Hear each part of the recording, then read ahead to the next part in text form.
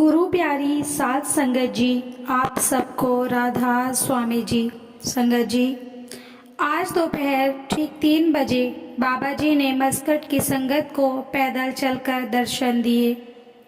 संगत जी, मस्कट की संगत में आज 10,000 से भी ज़्यादा संगत और प्रेमियों को बाबा जी ने दिव्य दर्शन कराए।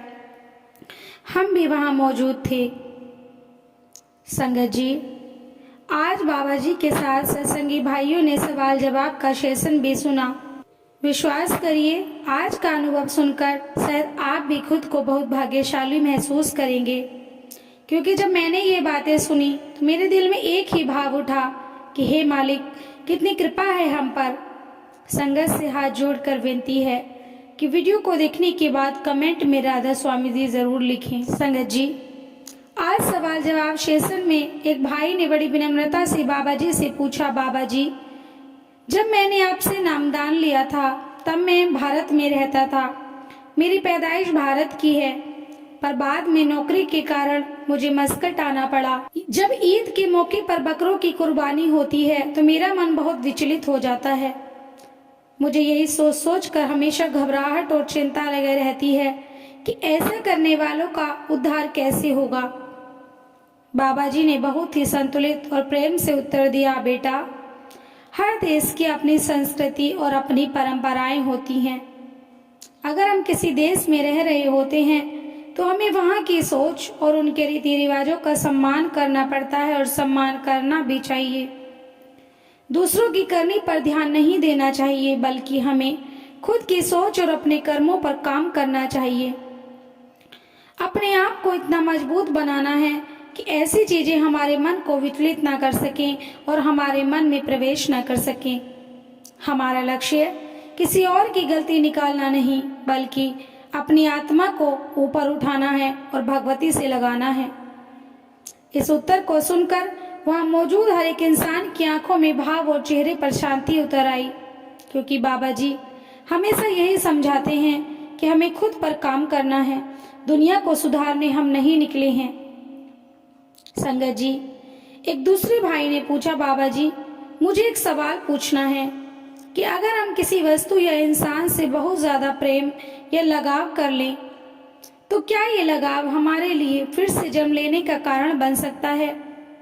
बाबा जी ने बड़े प्यार से जवाब दिया, बेटा, कुछ ऐसे मोह होते हैं जो वक्त के साथ अपने आप ही खत्म हो जाते हैं। एक समय आता है जब वो हमें बेकार से लगने लगते हैं, लेकिन कुछ ऐसे लगाव होते हैं जो हमारे मन पर इतनी गहरी छाप छोड़ जाते हैं कि लाख कोशिशों के बावजूद भी हम उनसे पीछा नहीं छुड़ा पाते। यही गहरे लगाव हमारे लिए ऐसे बन जाते हैं जिनके बिना हमें अपनी पहचान ही अधूरी लगने लगती है और हम भगवान के नाम से दूर हट जाते हैं। बस यही तो वो वजह है जो हमें इस माया के चक्र में दोबारा इस पृथ्वी पर खींच कर लाती है। ऐसे मोह हमें फिर से इस सृष्टि में खींच लाते हैं।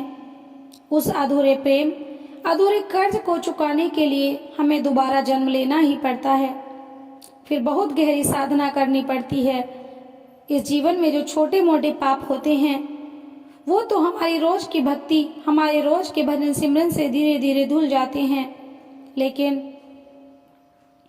किसी कपड़े पर लगी मिट्टी बार बार के पानी से साफ हो जाती है, मगर जो मोह मन की गहराई में बैठ गया हो, जिसने अंदर तक अपना घर बना लिया हो, उससे छुटकारा पाना इतना आसान नहीं होता। ऐसे ही गहरे लगाव हमें बार बार जन्म मरण के चक्कर में डाल देते हैं। बाइबल में साफ लिखा है कि ईसा मसीह ने कहा था, अगर तू अपने माँ बाप से या इस सृष्टि से मुझसे ज्यादा प्रेम करता है तो तू मेरा नहीं हो सकता। संगत जी, एक बहन ने सवाल पूछा, बाबा जी, राधा स्वामी, आपका सुंदर और शांत चेहरा दोबारा देखकर मन को बहुत शांति मिलती है। मैं और मेरा परिवार आपका धन्यवाद करते हैं। आपने हमें आकर दर्शन दिए। मेरा सवाल है, नाम के प्रति भक्ति क्या होती है और मैं उसमें कैसी वृद्धि कर सकती हूँ? बाबा जी ने मुस्कुराकर जवाब दिया, बेटा, नाम के प्रति भक्ति का मतलब है अपने कर्तव्य को निभाना, अपने कर्म को सही ढंग से करना। हमें इस जीवन में एक उद्देश्य लेकर भेजा गया है, एक लक्ष्य लेकर हमें भेजा गया है जो हमें इसी जन्म में प्राप्त करना है। इंसानी जन्म की यही तो सबसे बड़ी खूबसूरती है कि हमें सत्य को पाने का अवसर मिला है और वो हम गवा देते हैं। वो लक्ष्य, वो मकसद सिर्फ ध्यान के जरिए ही पाया जा सकता है और कोई रास्ता उसे पाने का नहीं है। और यही नाम है हमारे भीतर परमात्मा के पास तक हमें पहुंचाता है। एक भाई बड़े भावुक मन से बाबा जी के चरणों में नम्रता से बोले, राधा स्वामी जी, बाबा जी, मैं स्वयं के बहुत ही सौभाग्यशाली मानता हूँ कि मुझे आपका दर्शन मिला, क्योंकि मैंने अभी हाल ही में सत्संग सुनना और सत्संग में आना जाना शुरू किया है। बाबा जी, मैंने मांस खाना पूरी तरह से छोड़ दिया है और मेरी पत्नी और बच्चों ने भी छोड़ दिया है। मैं आपसे साफ साफ सुनना चाहता हूँ, क्या आप भी मुझे बच्चों के लिए मांस खरीदना चाहिए या फिर उन्हें केवल शाकाहारी भोजन ही देना चाहिए? क्योंकि अड़ोस पड़ोस के लोग कहते हैं कि मांस सेहत के लिए ताकतवर्धक होता है। बाबा जी ने बड़ी ही शांति से उत्तर दिया, बेटा, आप बच्चों को प्रेम पूर्वक समझा सकते हो। पति पत्नी दोनों मिलकर बच्चों को एक ही दिशा में प्रभावित करो। हो सके तो उन्हें शाकाहारी बनाने में जरूर सफल कर सकते हो। अगर माता पिता दोनों की सोच अलग अलग होती है तो जरूर बच्चे कंफ्यूज हो जाते हैं। इसलिए पहले आप दोनों को यह तय करना होगा कि बच्चों के साथ आप क्या करना चाहते हैं। बच्चों को माता पिता से अलग अलग विचार नहीं मिलने चाहिए, वरना बच्चे गलत रास्ता पकड़ लेते हैं। भाई ने सिर झुकाते हुए भावुकता से कहा, बहुत बहुत धन्यवाद बाबा जी। संगत जी, एक बहन ने बड़ी सादगी और सच्चाई से बाबा जी से पूछा, बाबा जी, मेरी रीढ़ की हड्डी बचपन से ही उसमें तकलीफ है। मैं ज्यादा देर तक एक जगह पर नहीं बैठ पाती, इसलिए मैं 2.5 घंटे तक लगातार भजन सिमरन नहीं कर पाती। डॉक्टर ने सलाह दी है कि मैं एक ही पोजीशन में ज्यादा देर तक ना बैठूं, थोड़ी थोड़ी देर में बैठने की पोजीशन बदलती रहूं या लेटती रहूं। अब आप ही मुझे बताइए, मुझे क्या करना चाहिए? मैं भजन सिमरन को पूरे मन और समय के साथ कैसे कर सकूं? बाबा जी ने कहा, बेटा, मालिक ने अगर किसी को कोई मुश्किल दी है तो उसका हल भी जरूर दिया है, क्योंकि मालिक जब किसी को कोई परेशानी देता है तो उससे पहले उसके हल की व्यवस्था कर देता है। अगर बैठने में तकलीफ है तो आप कोई गोल तकिया इस्तेमाल कर सकती हो जिससे शरीर को सहारा मिलेगा, या फिर कोई ऐसा तकिया चुन लो जिसमें बैठकर आप खुद को सहज महसूस कर सको। जरूरी यह है कि इच्छा सच्ची हो, तरीका मालिक खुद ही दिखा देगा।